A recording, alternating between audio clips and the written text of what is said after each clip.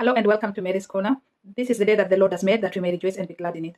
I hope that you are doing well in all your ways and that God has been faithful to you. This is the place where we choose to be happy no matter what we are going through, no matter the situation. For we know it's not by might, nor by power, but by the Spirit of God that is working in us. So welcome my viewers and any new person, feel at home. We encourage each other as we choose to be happy. Today I want us to continue with the topic of focus, and let's look at Hebrews 12.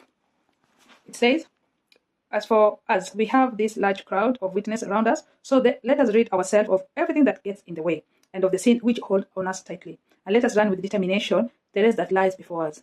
Let us keep our eyes fixed on Jesus, on whom our faith depends from beginning to the end. He did not give up because of the cross. On the contrary, because of the joy that was waiting for him, he thought nothing of the disgrace of dying on the cross, and is now seated at the right-hand side of God's throne. Think of what he went through, how he put it up with so much hatred from sinners. Do not let yourself become discouraged and give up. This verse really encourages me because, you see, we have example of Christ who went through a lot of disgrace, through a lot of shame. You can imagine walking naked, carrying a cross to be crucified, insult, all kind of insult. Thinking of the world today, you can get all kind of insult, especially in social media, in your neighborhood, in our daily life. People seem not to care anymore, and especially when people are going through much stress in the daily lives. But you, as a child of God, whatever it is that is in you, whatever you're focusing on, don't get rid of the sin that easily entangles you. It could be the bitterness, could be anger, could be hatred.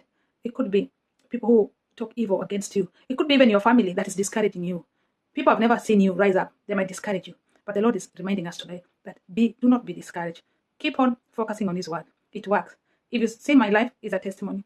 I've gone through stuff that I didn't know how I would come out smiling, laughing, how I could walk again straight, looking at people because of the things I might have gone through. But I want to thank God for His word. This Hebrews 12, 1-4, it keeps me going on, knowing that I'm focusing on Jesus. He went through a lot. He understands what we are going through. There are even you out there who's feeling lost, who's giving up.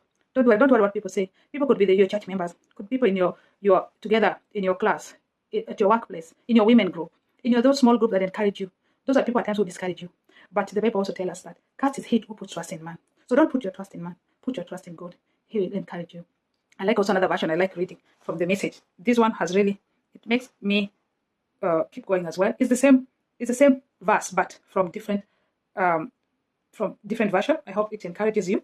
It says, do you see what this means?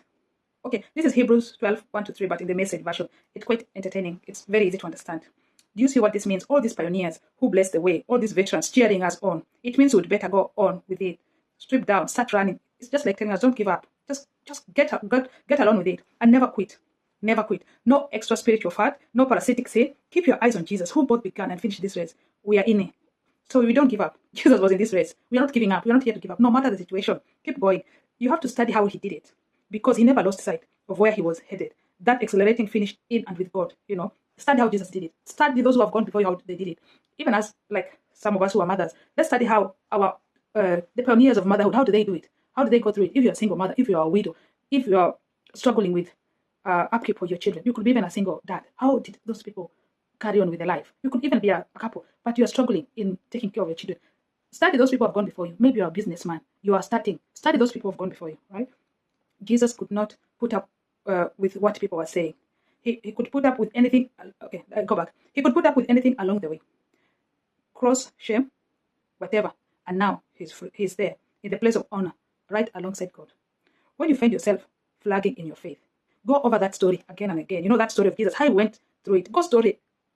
Go again to that story, how Jesus fought and finished where he is now. Item by item, the long litany of hostility he plowed through, that will shoot adrenaline into your soul. And with the adrenaline is what we get when adrenaline shoots in us, is fight or flight. So see what Jesus did, and that litany will shoot adrenaline into you. I like this version of the Message verse. It's quite encouraging and quite hilarious when I read it. So my viewers, be encouraged, sisters and brothers, be encouraged, be blessed. I hope 2025 brings good news to you, and may you be blessed. I like to ask, if you have not subscribed, please subscribe so that the gospel might go further and may encourage more people to choose happy, even as we carry on with the gospel of Christ. God bless you, and see you next time. Bye.